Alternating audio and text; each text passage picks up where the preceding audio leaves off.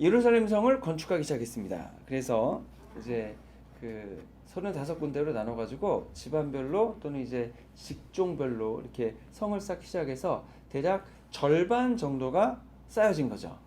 52일 만에 성을 다 쌓았으니까 이게 며칠이 지난지는 나오지 않지만 아무튼 성이 절반 쌓여졌으니까 아마 절반 정도 지났다라고 보면 되지 않을까 싶습니다. 근데 이제 성이 쌓여져 가는 것을 이스라엘 백성만 아는 것이 아니고 주변 사람들도 그것을 이제 보겠죠. 그랬더니 어느 결에 벌써 성의 절반이 쌓아진 것을 주변 사람들이 봤습니다. 그래서 산발락과 도비아가 이를 보고서 엄청 화가 났습니다. 엄청 화가 났습니다. 그래서 실제 행동에 돌입하자. 근데 이제 이 사마리아 총독이니까 산발락과 도비아 이 분들이 이제 당연히 이제 남유다와 북이스라엘 지역이고 북이스라엘 지역이 사마리아니까 당연히 밑에 이제 예루살렘 성이 재건되는 거 싫어하는 거죠. 근데 문제는 뭐냐면 사마리아만 싫어하는 게 아닙니다. 사마리아는 유대의 북쪽에 있죠. 그런데 동쪽에는 누가 있냐면 암몬이 있고, 그 다음에 아스돗은 예전 블레셋 지역이니까 예루살렘의 서쪽에 있고, 그 다음에 아라비아는 예루살렘의 남쪽에 있는 겁니다. 그러니까 동서남북 모두에 있는 사람들이 분노했고, 그들이 급기야는 이제 가서 군대를 일으켜서 저 성을 건축하지 못하게 해서 공격하자라고까지 얘기가 나왔습니다. 그리고 공격을 하러 오려고 하는 거죠. 그러니까 이 굉장히 상황이 지금 쉽지가 않죠. 동서남북 사방에 있는 모든 사람들이 예루살렘 성의 사람들이 그 부흥하는 것을 원치 않는 겁니다. 옛날 다윗과 솔로몬 시대뿐 아니라 그 후에 여러 왕들이 있었을 때에 다 이제 이스라엘에게 점령 당했었기 때문에 그걸 이제 또 같은 일이 반복되기를 원치 않는 거죠. 그러니까 이제 이스라엘 백성 입장에서는 답답합니다. 주변에 자기를 도와줄 나라나 민족이 없습니다.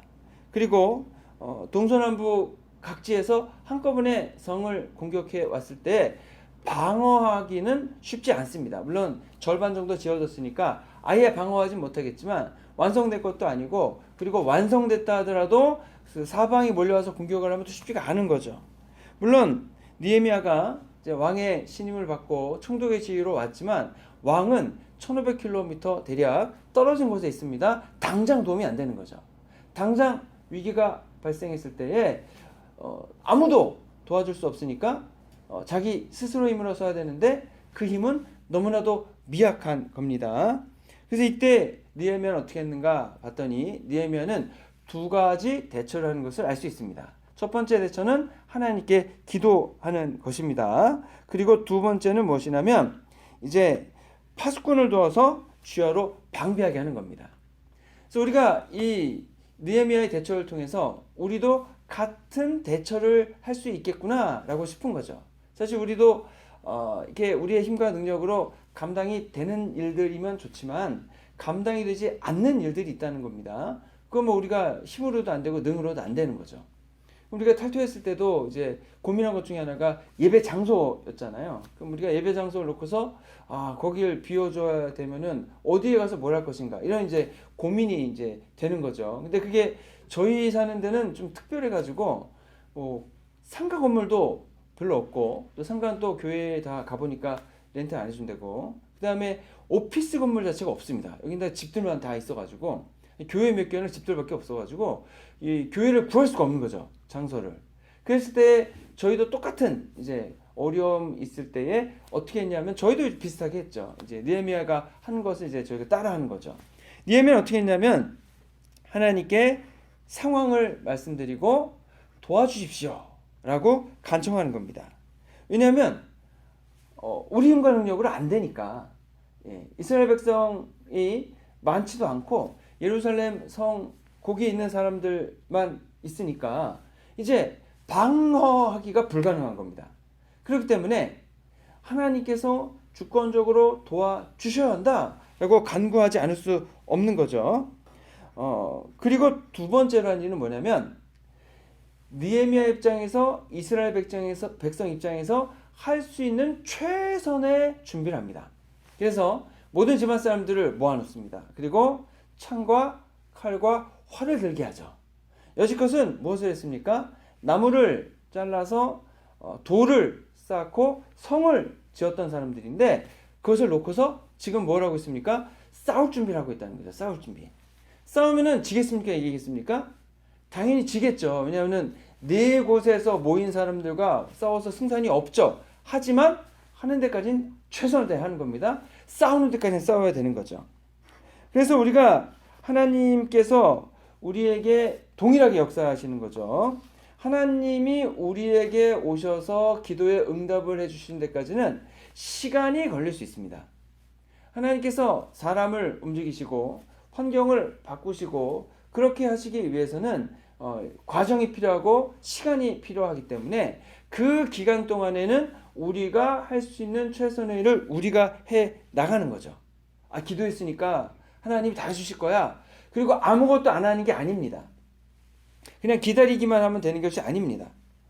만약에 그것이 맞다면은 사실 우리가 선교를 할 필요도 없고 전도도 할 필요가 없죠. 기도만 다 해놓고서 하나님도 알아서 하실 것이니까 우리는 그냥 가만히 있으면 돼 라고 생각할 수 있습니다. 그런데 기도를 했을 때에 하나님이 우리들 자신을 사용하셔서 어떤 일을 이루실 수도 있고 또 하나님께서 우리들의 힘과 능력이 미약할 때는 외부의 도움을 보내주실 수도 있고 그거는 이제 우리가 알 수가 없습니다. 중요한 것은 하나님께 모두 알려드리고 내가 할 수 있는 부분, 내가 해야 되는 부분은 열심히 최선을 다해 하다 보면 하나님이 나를 통해 하시거나 아니면 다른 분들을 통해 하시거나 결국에는 그 일을 이루어 주신다고 하는 거죠. 근데 그건 시간이 걸리니까 그 시간이 걸리는 동안은 최선을 다해서 내가 감당해야 될 일들을 해 나가는 겁니다. 이게 대표적인 예가 아픈 경우죠. 그러니까 아픈 경우 주님께 고쳐주십시오 라고 기도를 하는데 예를 들어 이제 하나님께서 우리의 병을 그냥 주권적으로 고쳐줄 수가 있습니다. 예수님께서 베드로 장모가 아플 때 오셔가지고 기도했더니 열병이 떠나갔잖아요. 나았습니다. 그런데 하나님께서 히스기야의 기도에 응답을 해주셨죠. 하나님 살려주십시오. 그랬더니 그러면 15년을 더 해주겠다라고 했을 때 그냥 주권적으로 15년이 늘어나는 게 아니고 무화과나무 반죽을 가져다가 바르라 라고 해서 낫단 말이에요. 그리고 이제 물이 써서 못 먹을 때에는 거기에다가 나뭇가지를 던져서 그 물을 단물로 바꿔 주셨다는 말입니다. 그렇기 때문에 우리가 이제 좋은 것은 기도를 했을 때에 주님이 우리에게 이렇게 해라라고 응답을 주셨으면은 그대로 따라하면 되고 그런 응답이 없다 할지라도 우리가 당면하고 있는 과제와 문제들이 있을 때에 그 과제와 문제들을 우리가 할 수 있는 최선을 다해서 물론 주님의 계획과 뜻 안에서 얘기하는 겁니다. 일단 다른 방법이나 인간적인 방법이나 아니면 심지어 사악한 방법으로 하는 게 아니고 하나님의 뜻 안에서 우리가 할 수 있는 최선을 다해서 하는 거죠. 그리고 주님의 도우심을 간구하는 겁니다. 그렇게 되면은 하나님의 응답 도착해 있게 되는 거죠. 그래서 느헤미야가 기도를 열심히 하는 겁니다. 기도를 하고 그 다음에 본인이 할 수 있는 최선의 일 1차적으로는 성벽에 경비병들을 세워서 적군이 도달하나 도달하지 않느냐를 확인하고 그 다음에 사람들에게는 무장을 시켜서 적국의 공격을 대비하게 되는 겁니다. 그럼 전도할 때도 사실 똑같습니다. 우리가 복음을 전할 때도 하나님께 우리에게 전도의 길도 열어주시고 전도의 문도 열어주시고 또 전도할 분도 만나게 해주시고 또 전도의 능력도 주시고 전도의 열매도 주시옵소서. 우린 이렇게 기도를 하지 않습니까? 그랬을 때에 우리가 기도했으니까 주님이 알아서 하시겠지라고 하는 게 아니고 기도를 했는데 나를 통해서 복음을 전하게 하실지 다른 분을 통해서 복음을 전하게 하실지 나에게 능력을 주셔서 능력을 통해 구원을 하실지 다른 역사하심을 있게 하실지 우린 모르니까 주님이 말씀하시면은 감사하게 그거를 따라 순종하면 되고 주님이 아직 말씀을 안 하셨다 그러면 주님의 계획 안에서 뜻 안에서 내가 할 수 있는 최선의 전략과 계획을 짜서 이제 하는 겁니다. 그러다 보면 주님께서 나의 방법이나 계획이 맞지 않다 그러면은 고쳐주실 거고, 맞다 그러면 역사해 주실 거거든요. 그렇게 우리가 하나님과 보조를 맞춰서 나가게 될 때에 믿음의 열매가 있게 되는 줄을 믿습니다. 그래서 이제 예루살렘 성이 사방의 적들에게 둘러싸인 상황에서 이제 공격해 온다라는 말을 들으니까 유다 사람들의 마음이 너무 힘든 거죠. 본문에 뭐라고 그랬냐면, 흙무더기가 아직도 많거늘 짐을 나르는 자의 힘이 다 빠졌으니 우리가 성을 건축하지 못하리라, 이렇게 얘기합니다. 그렇죠.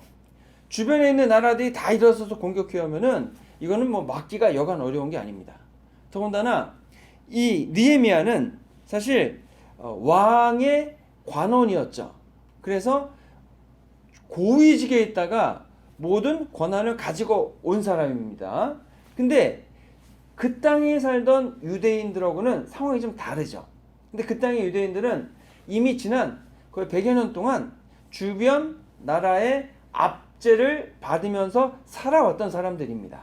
기본적으로 마음에 두려움이 있는 거죠. 두려움. 그리고 여태껏 많은 고난을 당해 왔습니다. 그렇게 본다면 적국이 공격해 왔을 때 우리의 힘만으로는 이길 수 없다는 것은 객관적인 현실인 거죠. 아무리 따져봐도 이길 수 없는 거예요, 이거는. 그렇기 때문에 그 전에도 사실 예루살렘 성전 건축하려고 하지 않았습니까? 성전은 예루살렘 성이 아니에요. 그냥 성전 건물 하나 짓는 거예요.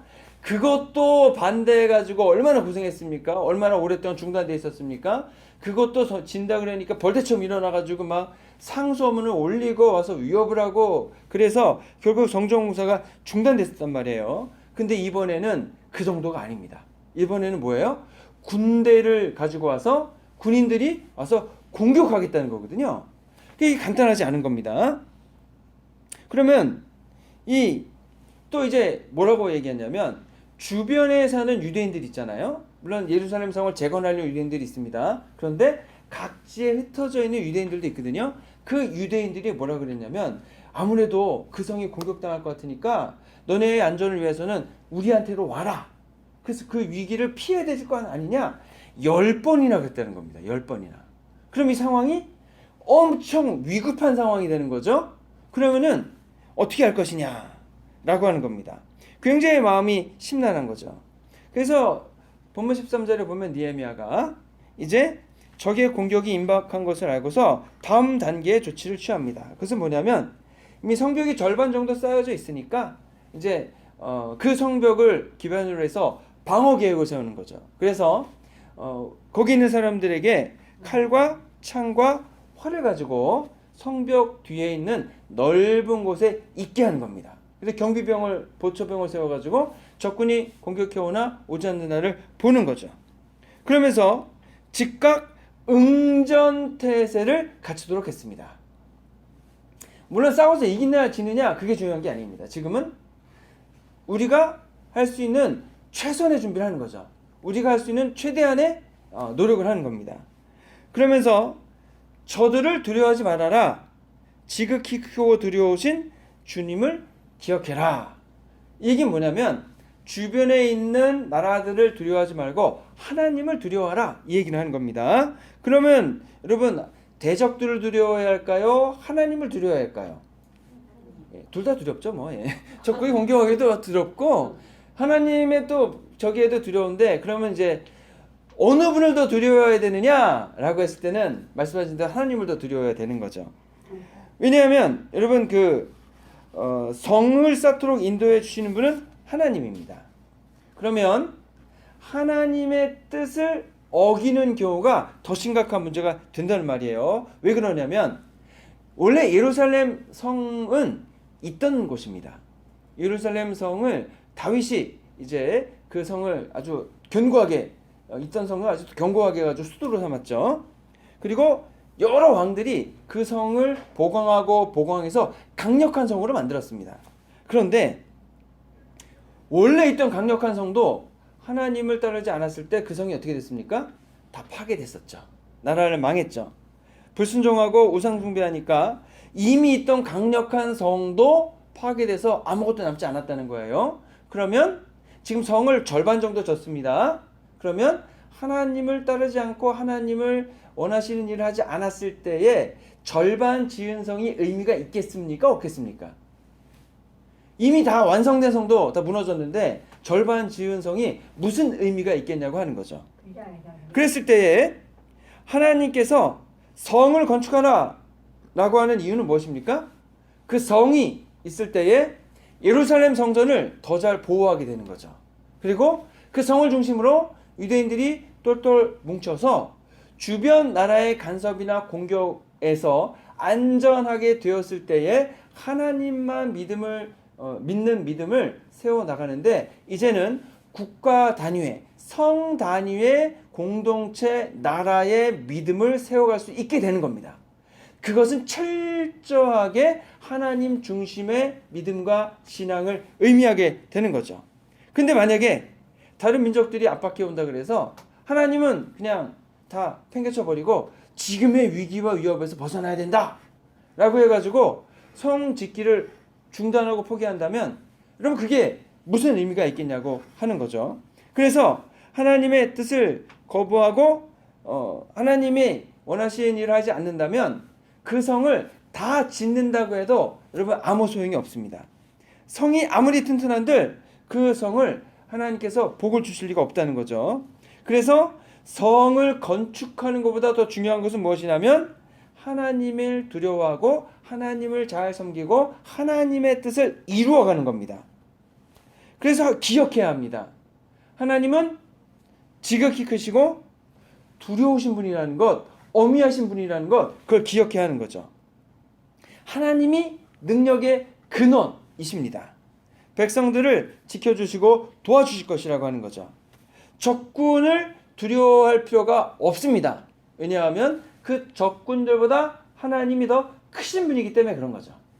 우리가 닥쳐있는 상황 속에서 우리가 사실 많은 장애물들이 있습니다. 장애물들. 때로는 이렇게 뭐 재정적인 어려움이 있을 수도 있고, 때로는 뭐 회사에서 어려움이 있을 수도 있고, 때로는 관계 어려움이 있을 수도 있고, 때로는 이제 나의 과거의 상처와 아픔 또는 우울증 내지는 내가 해결하지 못하는 질병이 될 수도 있습니다. 이제 그런데 그러한 장벽보다 그러한 장애물보다 하나님이 더 크신 분이시다.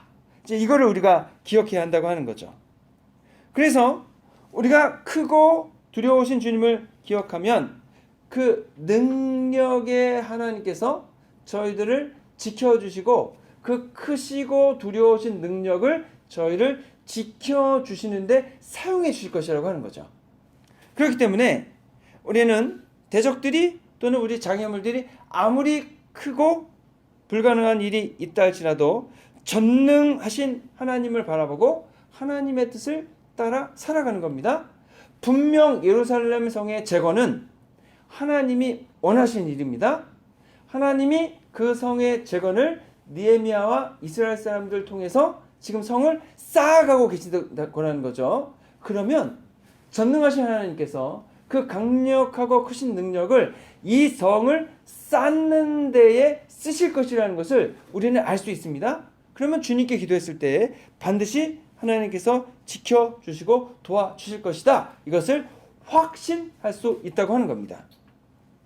느헤미야는 또 이와 더불어서 뭐라고 하냐면 너희 형제와 자녀와 아내와 집을 위하여 싸워라 이렇게 얘기합니다. 이것은 매우 현실적인 얘기죠. 하나님이야 멀리 계시고 보이지 않는 것 같지만 사실 내 가족을 지키는 것은 바로 앞에 있는 거잖아요. 그래서 우리가 열심히 일하는 이유도 다 이유가 가족들 잘 돌보기 위해서이기 때문에 분명히 이것은 아주 강력한 또 동기가 되는 거죠. 적군이 공격해 왔을 때에 점령이 된다, 싸워서 진다 그러면 다 죽는 거지 않습니까? 싸우다가 죽으나 그냥 죽으나 어차피 죽는 거나 항복하지 않는 이상 그러면 어떻게 되겠습니까? 가족을 위해서 아이들을 위해서 목숨 걸고 싸워야 되는 거죠. 사실 그리고 여러분 성을 쌓는 이유도 그것 때문 아닙니까? 내 가족을 지키고 자녀와 아내와 형제와 집을 지키기 위해서 성을 짓는 거니까 이 성을 짓는 원래 목표답게 싸워서 이겨야 한다는 거죠. 자, 그래서 이제 지금 성 쌓기를 놓고 도망가는 것은 결코 지혜로운 일이 될 수 없습니다. 그것은 적이 원하는 바죠. 적이 바라는 바죠. 그래서 저희가 고린도전서 4장 9절 10절 말씀을 같이 읽어보겠습니다.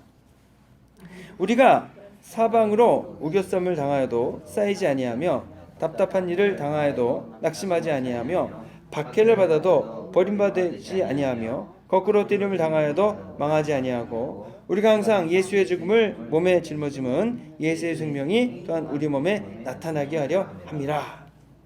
이게 고린도전서 4장 8절 고린도후서 4장 8절 10절 말씀이죠.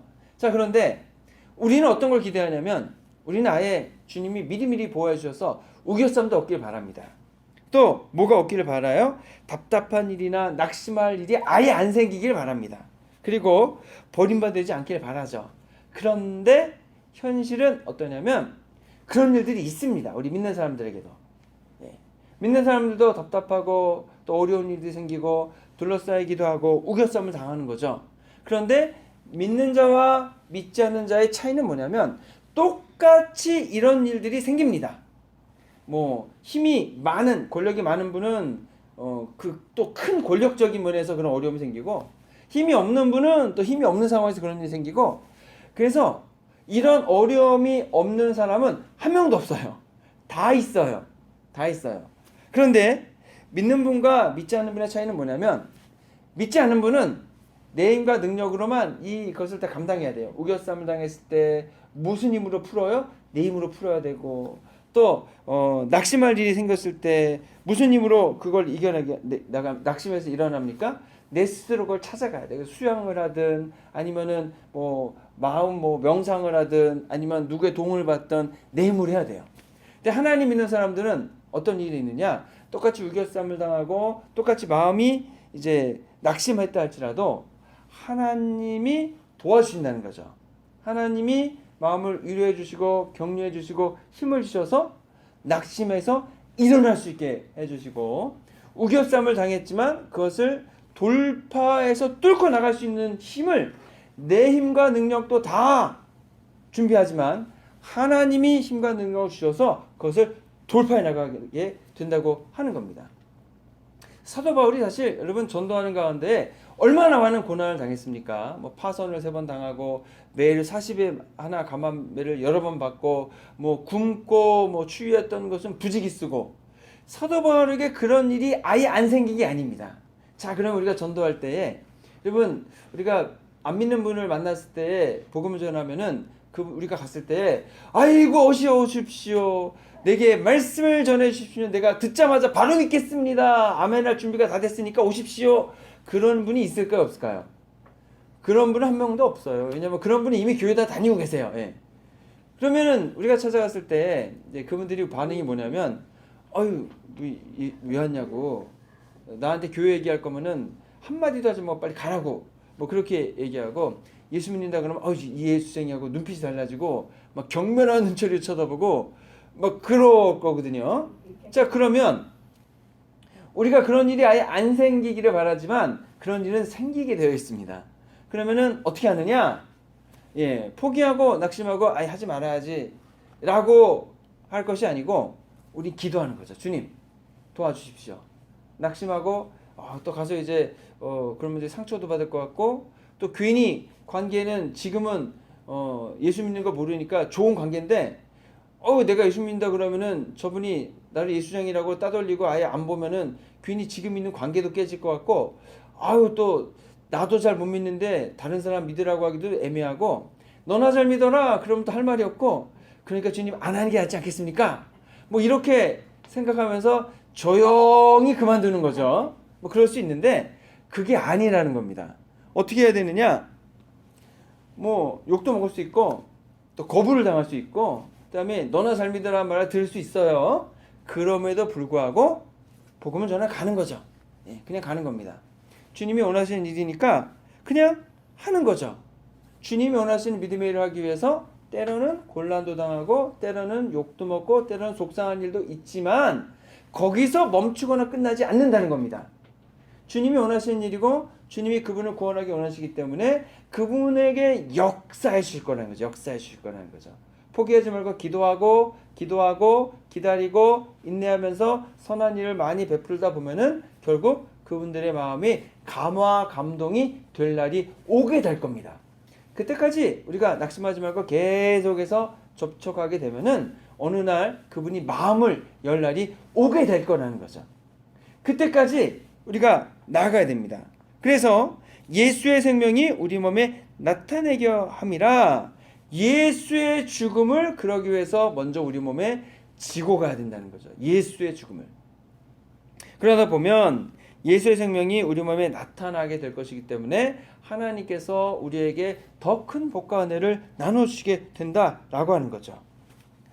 예루살렘 성이 이제 대적들이 다 일어나가지고 동서남북에서 다 일어나서 예루살렘 성벽 공사를 방해하기 위해 군대를 일으켜 올 것이다 라고 예고가 되어 있습니다. 그런데 아직 여러분 포위되지 않았습니다. 아직 우겨싸움 당하지 않았습니다.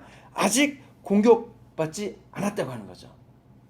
박해가 받을 수 있고 여러분 넘어질 수 있지만 버림받거나 여러분 아예 주저앉지 않아도 됩니다. 하나님의 도우심과 역사하신 가운데서 다시 일어나게 되는 거고, 아직 닥치지 않은 걱정과 염려 때문에 우리들의 믿음과 신앙을 우리 스스로 접을 필요가 없다는 거죠.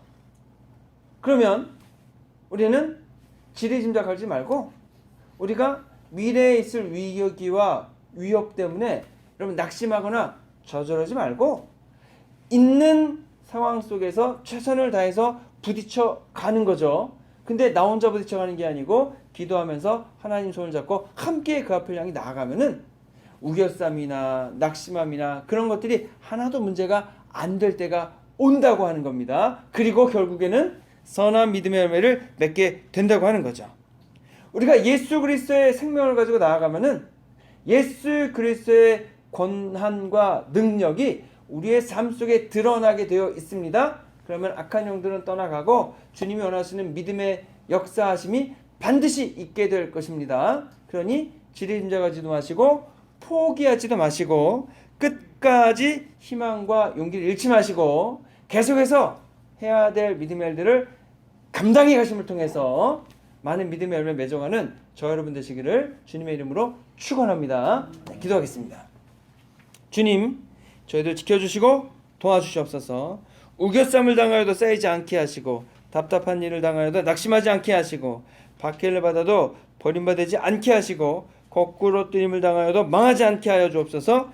예수 그리스도의 십자가를 저희들이 붙들고 주님과 함께 나아갈 때에 주님이 주시는 권능이 저희들에게 있고 악령은 물러가고 성령 하나님의 역사하신 가운데서 믿음의 열매를 맺고 승리하게 하여 주시옵소서. 이를 권하신 예수 그리스도 이름으로 기도했습니다. 아멘.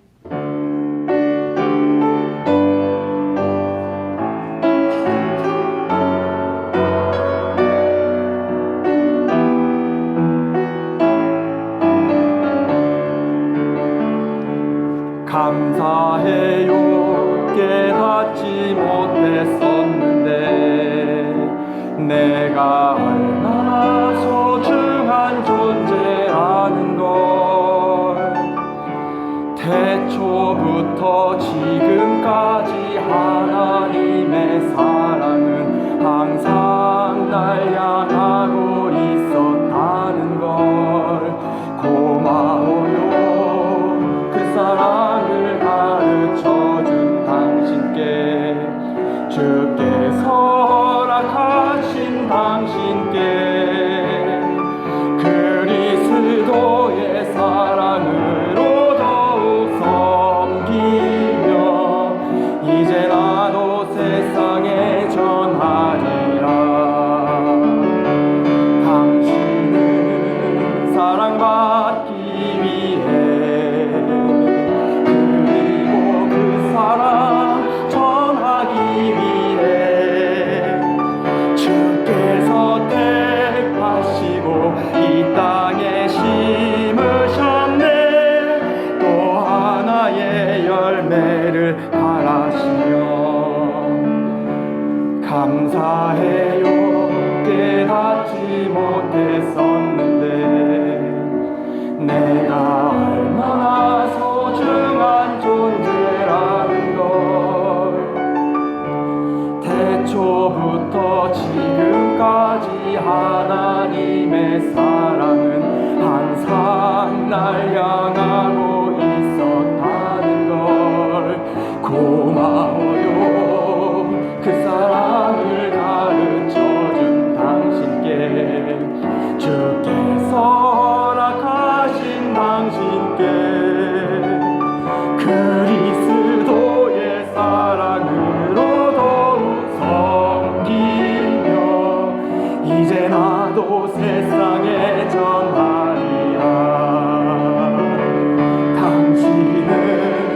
사랑받기 위해 그리고 그 사랑 전하기 위해 주께서 택하시고 이 땅에 심으셨네. 또 하나의 열매를 바라시며 당신은 사랑받기 위해 그리고 그 사랑 전하기 위해 주께서 택하시고 이 땅에 심으셨네. 또 하나의 열매를 바라시며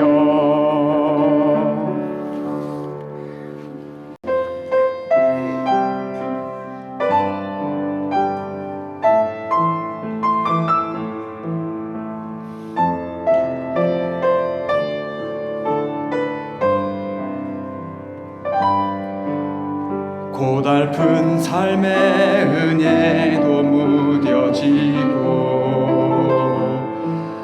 곧 사라질 것에 내 맘 두네. 헛되고 헛된 것들을 바라보며 그 은혜를 놓치며 살았네.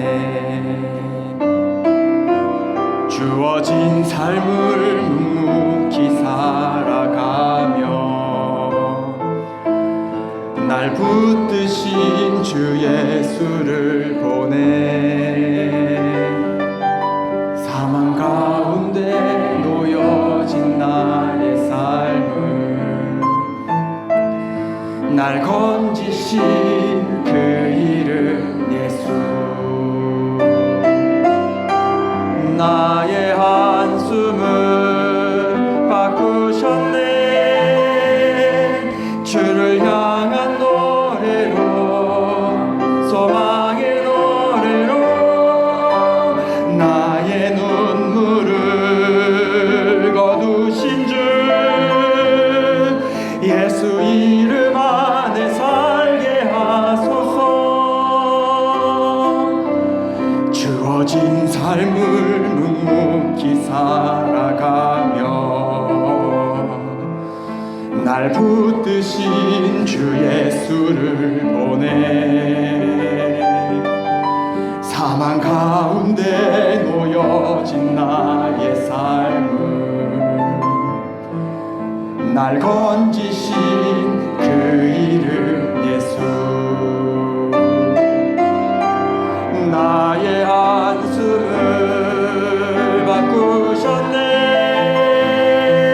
주를 향한 노래로 소망의 노래로 나의 눈물을 거두신 주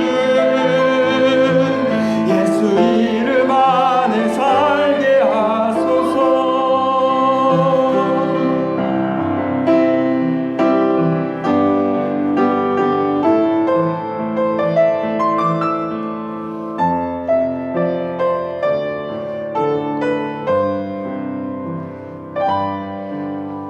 고달픈 삶의 은혜도 무뎌지고